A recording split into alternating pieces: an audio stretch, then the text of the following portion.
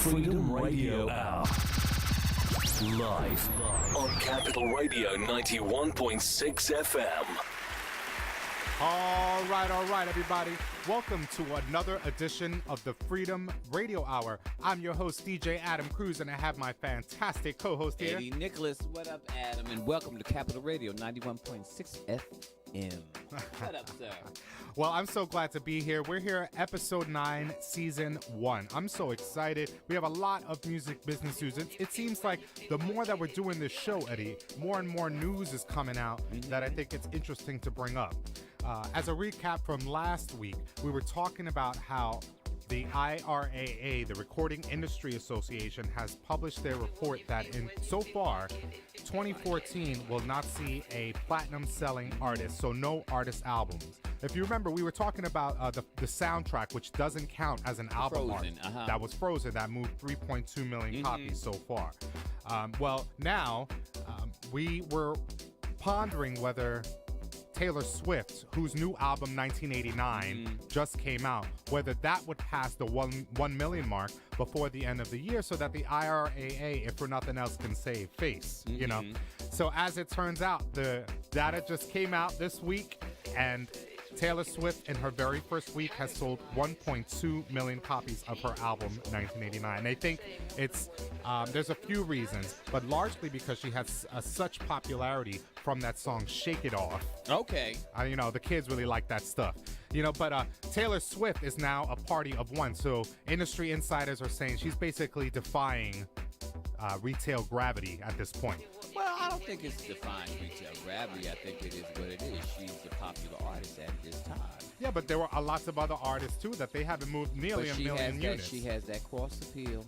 Well, they're saying there's several reasons. Check it out. Okay. They're saying the first reason is that Taylor Swift was everywhere. She started a whole blitz of campaign that was not unlike what we see before, but in this climate, she really hit them hard. Let me tell you what she did. So she appeared on Ryan Seacrest. He's a U.S., here in the States, he's a big personality. He kind of took over Casey Kasem and others like him, Dick Clark and stuff. So Ryan Seacrest on his radio show, he had a proper airing of the album when it came out. She did that. She did Good Morning America. She's done all of the major network shows. She did Ellen DeGeneres and so on and so forth. And what she's done, too, is not just be everywhere, but engage with her fans at every interval. The other thing she's doing is taking advantage of hashtags. You know how for the Freedom Radio Hour, we utilize a hashtag Freedom Radio Hour. For her, she does she uses Taylor Lurking or Tay Lurking. And for those that you don't know, that hashtag is a reminder of like a tic-tac-toe board. Yes, it's like a pound sign, you know? But anyway, so what I really realized is that so Taylor Swift, being young, she's taking advantage of the tools that her young people are using. Yeah, is she in like her early 20s? She is. Okay. So and so what she's done is she's everywhere. The second thing is she's talking with her fans online using these hashtags. So she hits up her fans and asks them to answer questions, and she's very engaging in that way, and they freak out. They love her because of that. And so fans will take pictures of them buying the product. You know, so there's a lot about Taylor that works. The other thing is because she started with American Idol, then went over to the country, she's young and she's galvanized her base.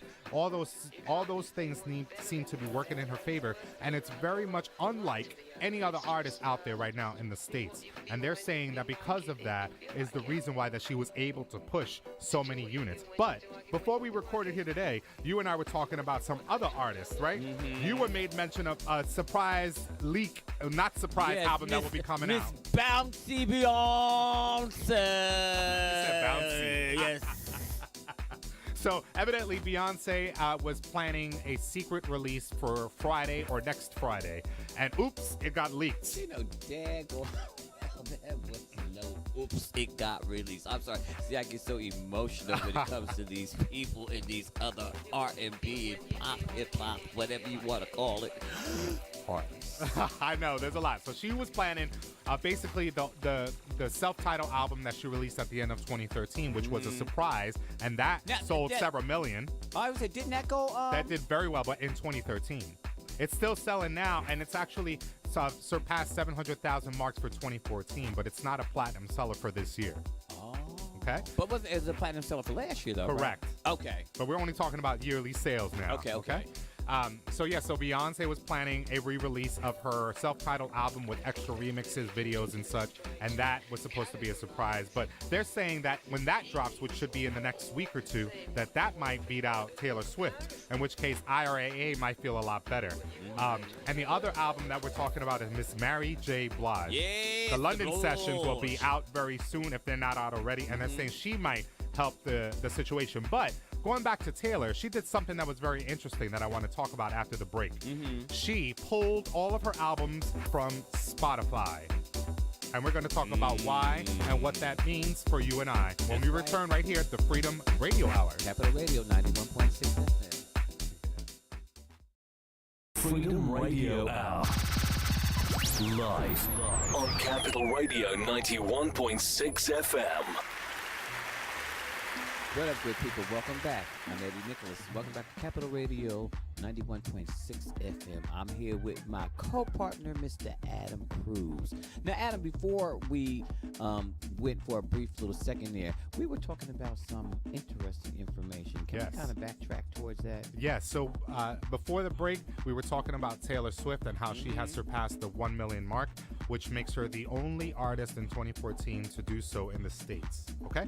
So before we broke, I also mentioned that before she managed to do all that, Miss Taylor Swift and her people and the label pulled not only this new album entitled 1989, but they also pulled all of her other albums from Spotify. Now, kind of give people a brief overview of what Spotify is. Okay, so Spotify is a subscription service. You pay per month, and you're granted X amount of access to songs in their catalog. Okay. For a certain amount of money, you could have unlimited amount of songs you could just play at your leisure. It's a streaming service. So from your computer or from your mobile phone, you can play any song in their catalog over and over again, like you would do a radio station, but you can choose the songs. From the streaming like a Pandora? service. Yes, it's just like a Pandora. It's the same thing. For Spotify, it's become a great thing for people to discover new music. But for the artists, they have been complaining quite loudly, especially lately, because Spotify, while it's wonderful for the end user, it's not wonderful for the artist. So here's what's happening. Spotify is saying 70% of the income we're getting, we pay to the labels. And that might be beautiful and everything, except the artists are saying, well, we only are getting a fraction of a penny per stream. Our music is only getting paid back to us a fraction of a penny. Think about what that is. That's not even a penny. That's a fraction thereof that's going to the artist. And well, let me tell you something. You know what? This is kind of how ASCAP. Yes, this is how ASCAP, BMI, and them started, because the artist felt there was no protection. The money was going to the label, and the label never gave the money to the artist. So performance rights came out because, in part, so that the artist could get money directly. You weren't waiting for the label to issue you a statement with your money. But Spotify and streaming services like them are not in that same model. So their money goes to the label. And so the artist is saying from that, the artist only gets a fraction of a penny per stream. Now, to give you some perspective. And then a portion of that half a penny, if they give it to the label, that half a penny gets broken down into a quarter of a something. Well, let me tell you, by the time you get the fraction of a penny, everything has been broken down, with the lion's share going to the aggregator. So in this case, Spotify. And you know how I feel about that. Well, if they're saying, here's the thing that's the quagmire. If Spotify is saying that they are paying out 70% of their income to the label, then it should be that the lion's share goes to the artist, To the artist, correct. But why is it that the artist is not getting any money? So in response to that, Taylor Swift and her people pulled her albums. And when we come back, we're going to explain what her quote was and what her feelings were about Spotify to cause this. And we'll talk about that and more here at the Freedom Radio Hour. Capital Radio 91.6 FM, the Heartbeat of Sudan. Freedom Radio Hour. And we're back here at the Freedom Radio Hour live on Capital Radio 91.6 FM, the Heartbeat of Sudan. I'm your host, DJ Adam Cruz, and I have my fantastic co-host here, Eddie Nicholas. Yes, we're having a great time talking music, business news, and trends from around the world. As always, the Freedom Radio Hour is here to let you know the latest and greatest and what's happening in the music industry. Okay, so what we wanted to talk about was Taylor Swift and her label, Big Machine Records, and what they did. In response to how low the money is for artists, the label decided to pull the album 1989. So they first pulled that. What they said was, not only is it pennies on the dollar for us to make any money, Spotify, a fraction of a penny. Thank you. Let's get it right. Yes, a fraction of a penny. A fraction of a penny. Yes. But also what they wanted to do is said, look, we were willing to mess with you, Spotify, but what we wanted you to do was allow access to the album from anyone outside of the U.S. for a spell. Then after that, Spotify would be allowed to put the album up on the U.S. side for us here in the States to enjoy. So what Spotify said is, no, we're going to put it up everywhere. Taylor Swift is a very popular artist on our roster. She has over 19 million playlists, blah, blah, blah, blah, blah, blah, blah. So the label said, oh yeah, we'll pull it. But there's an inside scoop to this. They have another agenda. Yes. So the other agenda for Big Machine Records is that they have been dying to get sold. And so what they want to do is they want to increase their valuation, how much their label is worth, by keeping this product out. So anything that they're putting out, especially a Taylor Swift, which broke the bank here, and they have removed it because they want to add more muscle and they want to be worth more to possible buyers and investors. Oh, so there's they're more looking to be bought out or sucked up in somebody, a bigger pie. That has nothing to do with the artist and the love for artistry. You understand what I'm saying? So what I'm saying is that we have still yet to find a viable solution as to why from all these streaming services, because let's talk about the fact that we're not highlighting right now Pandora and other streaming services that are paying us a fraction of a penny. They're not just Spotify. Spotify is in the limelight now. That's why we're talking about them. But other streaming services are guilty of the very same thing.